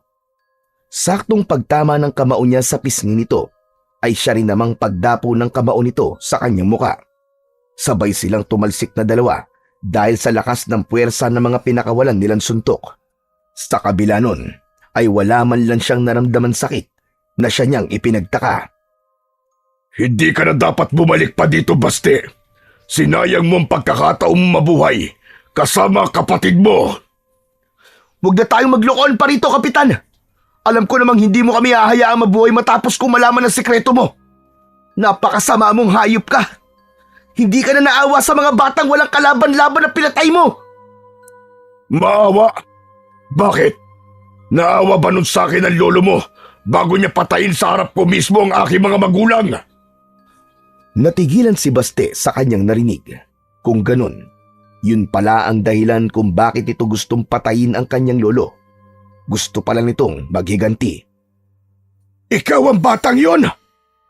Ang batang dinala ko sa simbahan? Oo, tama ka, tanda. Ako ngayon. Mabuti naman at natatandaan mo pa pala ako. Ang akala mo siguro, porkit sa simbahan mo ko iniwan, ay mababago mo na ang kapalaran ko. Naawa ako sa inon, kaya hinayaan kitang mabuhay at magkaroon ng bagong landas na tatahakin. Kung alam ko lang, natatahakin mo ang landas na ito. Sana'y tinapos na rin kita noon pa. Sana ngayon na lang ang ginawa mo, tanda. Alam mo bang nagbistulang bangungot sa akin na nangyari na yon? Walang gabi na hindi ko inapapanaginipan. Kaya nangako ko sa sarili ko na ipaghihiganti ko sila. Alam mo ba kung bakit kumukuha ko ng mga bata at pinapatay? Dahil gusto kong maramdaman ng mga magulang nila ang sakit na naramdaman ko noong nawalan ako ng mga magulang. Dahil sa mga pinagagagawa mo, pinatunayan mo lang lalo na dapat lang talaga naalisin sa mundo mga katulad nyo. Kung may dapat mang sisihin dito, Yun ay walang iba kundi ang lolo mo. Siya ang punot dulo ng lahat. Kung hindi niya pinatay ang mga magulang ko, hindi sana ako nagkaganito. Tama na! Tama na, Kapitan! Kahit na ano pang sabihin mong hayop ka, hindi na nun mababago ang katotohanan na masama kang tao. Pagbabayaran mo ang lahat! Sa halip na matakot sa sinabi niya, ay humalakhak lang ito.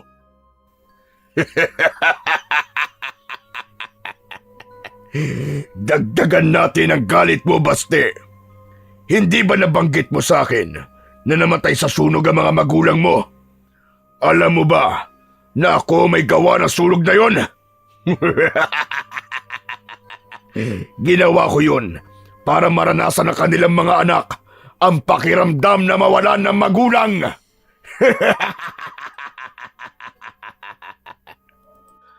Nanginig ang mga kalamnan ni Baste dahil sa sinabing yun ni Kapitan.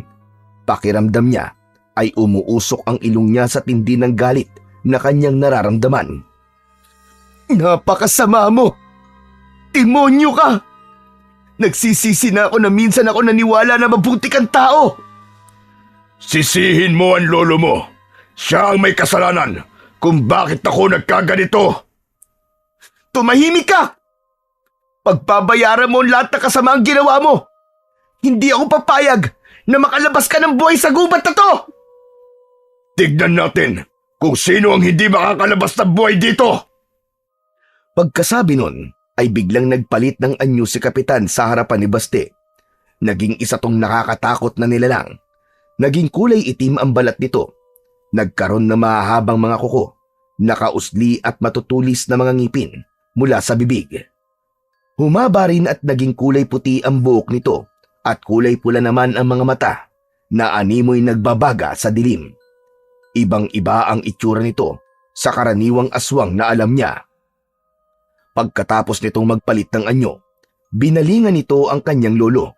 Muling hinawakan sa leeg at pagkatapos ay ibinalibag. Naging maagap naman si Baste sa pagsalo sa katawan ng kanyang lolo upang hindi ito tumama sa matigas na dingding ng kuweba. Ganun pa man, nasaktan pa rin ang matanda at sumuka ng dugo. Mag-iingat ka sa kanya, Apo. Isa siyang gabunan. Higit siyang malakas kumpara sa mga karaniwang aswang. Ipinaba muna ni Baste ang kanyang lolo Ambo sa isang tabi bago siya nagsalita. Ako na pong bahala sa kanya, lolo. Kung kaya na po ng katawan niyo, tumakas na po kayo habang may panahon pa. Nasa labas lang po si Burnok. Isama niyo po siya. Hindi, Apo. Hindi kita maaaring iwang mag-isa. Ang mabuti pa, ikaw ang tumakas. Ako lang naman ang kailangan niya. Magsasalita sanang muli si Baste, subalit naudot yon dahil biglang sumulpot sa tabi nila si Kapitan Romulo. Tumayo si Baste at itinago sa kanyang likuran ang kanyang lolo. Nang umatake sa kanila ang aswang gamit ang matutulis nitong mga kuko, ay naging maagap naman sa pagdepensa si Baste. Nagawa niyang sanggain ang mga pag-atake nito. Habang ginagawa niya yon, lihim siyang namamanga sa kanyang sarili dahil nahuhulaan niya kung saan dadapo ang kamay nito, kaya naaagapan niya yung sanggain. Nagtagal ng ilang minuto ang pagtatagisan nila ng bilis bago huminto sa pag-atake si Kapitan Romulo at umatras. Nang muli itong sumugod, ay naging doble pa ang bilis nito sa pag-atake. Mistulang kidlat sa bilis at halos hindi niya namamalayan na dumadaan na pala sa kanyang balat ang matutulis nitong mga kuko. Napaluhod siya nang atakihin siya nito mula sa likuran. Bagamat nararamdaman niya na mabilis na naghihilom ang kanyang mga sugat, hindi niya pa rin maiwasang manghina. Biglang sumulpot sa kanyang harapan si Kapitan Romulo at sinakal siya nito gamit ang dalawang kamay. Hinawakan naman niya ang magkabilaan nitong braso at gamit ang buo niyang lakas ay pinisil niya yon. Napangiwi sa sakit ang aswang. Lumuwag ang pagkakasakal nito sa kanya hanggang sa tuluyan niyang maalis ang mga kamay nito sa kanyang leeg. Dahil hawak niya pa rin ang mga braso nito, pinilipit niya ang mga yon at binitiwan niya lang ng tuluyan ng mabali ang buto. Pagkatapos nun, nagpakawala siya ng suntok sa mismong dibdib nito. Sa lakas ng suntok na ibinigay niya, tumalsik ito at tumama ang likod sa dingding ng kuwebang kinaroroonan nila. Kaagad din naman itong nakabawi ng lakas. Mula sa kinaroroonan nito ay mabilis itong tumalon papunta sa kanya. Nagawa niyang sanggain ang nakaamba nitong mga kuko, subalit bumagsak siya dahil sa lakas ng ginawa nitong pag-atake. Hindi pa man tuluyang nakakatayo na maayos ay muli na naman siya nitong inatake. Hinawakan siya nito sa magkabilaang balikat at sinakmal sa batok. Napasigaw siya sa sakit nang maramdaman niya ang pagbaon ng matutulis nitong mga ngipin sa kanyang balat. Pagkatapos siya nitong sakmalin, hinawakan siya nito sa leeg at inihagis. Sumuka siya ng dugo matapos siyang humampas sa kanyang pinagbagsakan. Nang mga sandaling yon, sa halip na manghina, pakiramdam ni Baste ay may kung anong nabuhay na lakas sa kanyang katawan. Sa kabila ng pinsalang natamo, wala siyang ibang gustong gawin kung hindi ang sumugod. Dahan-dahan siyang tumayo at sa pagkagulat niya ay kusang kumilos ang kanyang mga paa, pasugod sa aswang. Pakiramdam ni Baste na mga sandaling yon ay mistula siyang galit na toro na handang manuwag.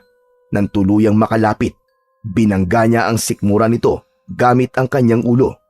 Sa lakas ng ginawa niyang pagbangga, muli itong tumilapon sa malayo.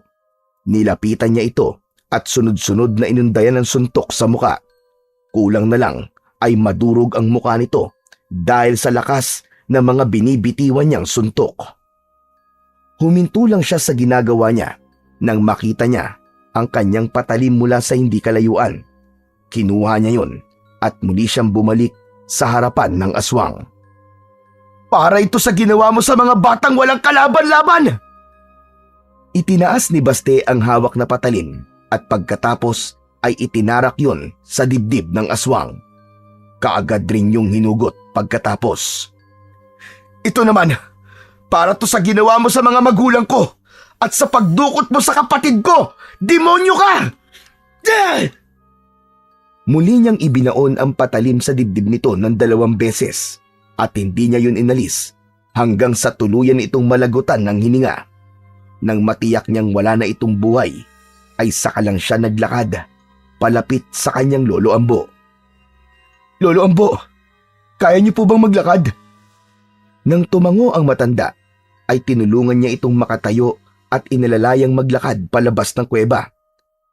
Agad nilang tinungo ang kinaroroonan ni Burnok at kagad siya nitong niyakap nang makita siya. Uuwi na ba tayo, kuya? Gusto ko na pong umuwi. Gusto ko na pong makita si Lola. Oo, Burnok. Uuwi na tayo. Makakauwi ka na. Magkakasama-sama na tayo ulit.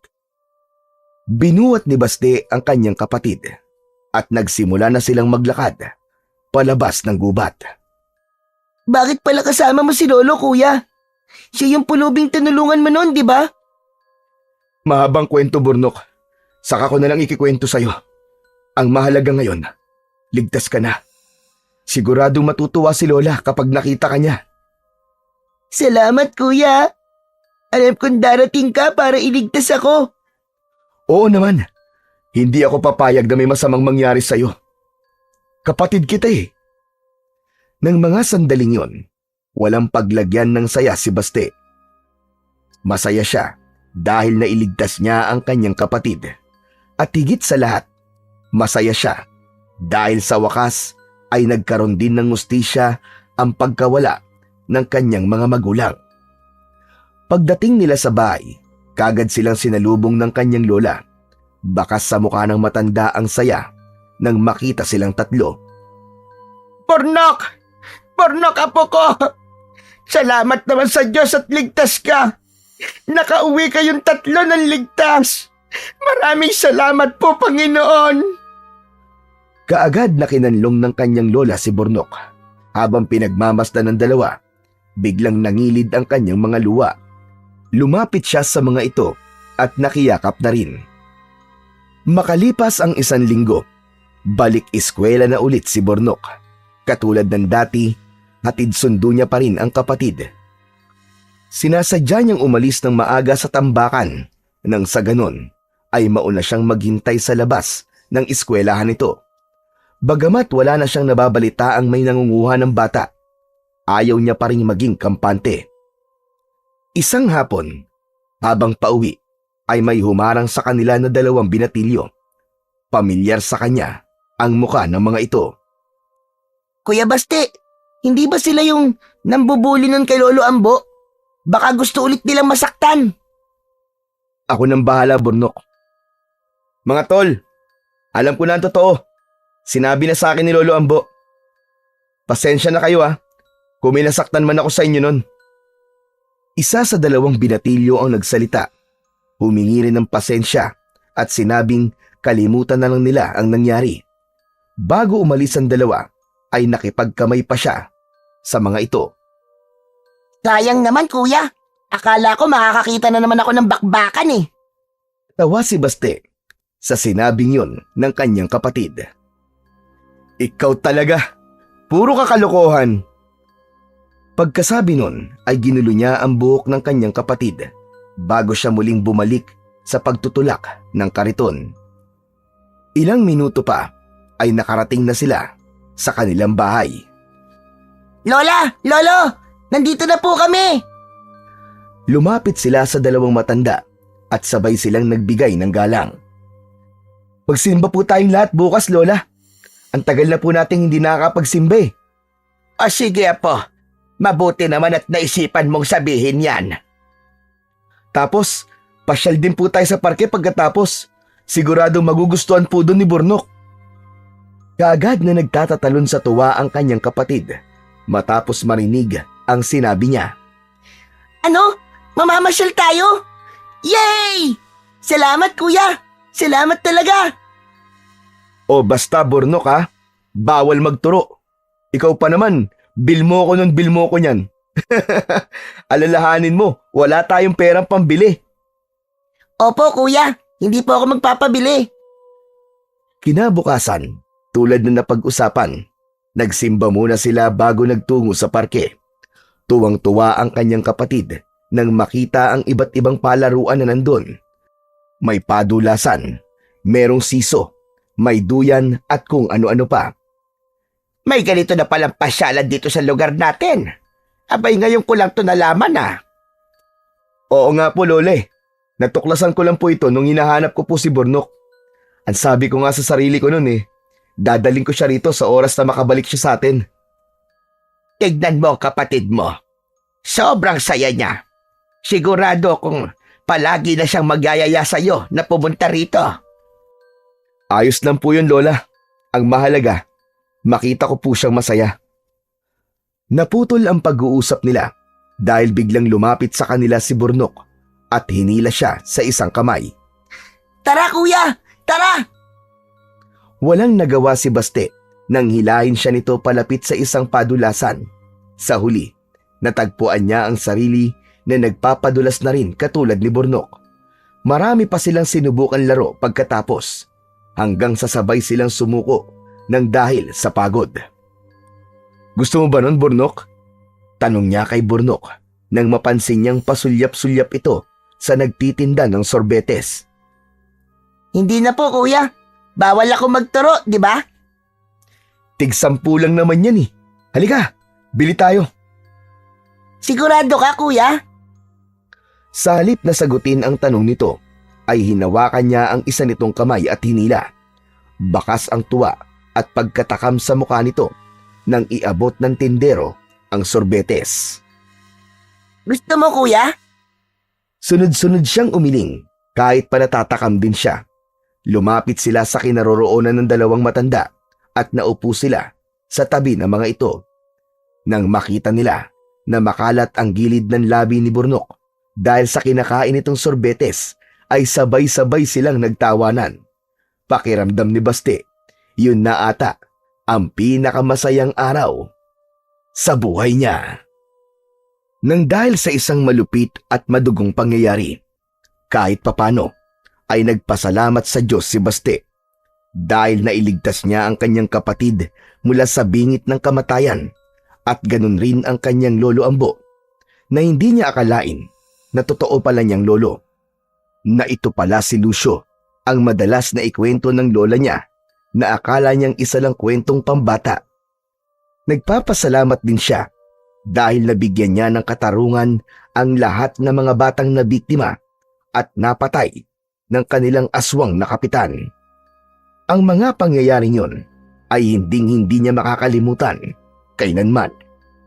Naiwan sa kanyang pangangalaga ang mutya ng pangil ng toro at nangako siya sa kanyang sarili na kapag hiningi muli ng pagkakataon na kailangan niyang gamitin ang mutya, ay walang pagdadalawang isip na gagamitin niya ito kumpara sa ikaliligtas ng mga mahal niya sa buhay at ng lahat ng tao sa kanilang baryo.